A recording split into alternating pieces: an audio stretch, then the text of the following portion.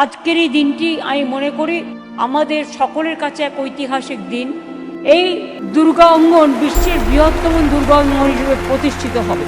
সেই দুর্গা অঙ্গন হবে বাংলার সাংস্কৃতিক মিলনস্থল, যা দেশ বিদেশে লক্ষ লক্ষ পর্যটকদের কাছে বাংলার শিল্প, বাংলার সংস্কৃতি, বাংলার বৈচিত্র্যের মধ্যে ঐক্য সেটাকেও তুলে ধরবে।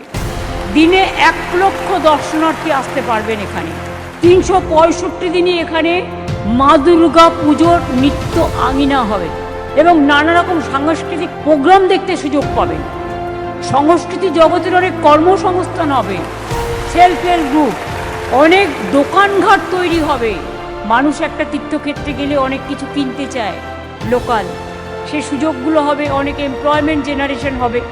আমরা এখনো মনে করি ধর্ম যার যার, উৎসব কিন্তু সবার। আমি মা দুর্গার কাছে শুধু প্রার্থনা করব, জাগো মা, অশুভ শক্তির বিনাশ করো, অসুরদের বিনাশ করো, মনুষ্যত্বকে বাঁচিয়ে দাও। মানুষকে বড্ড হয়রান হতে হচ্ছে।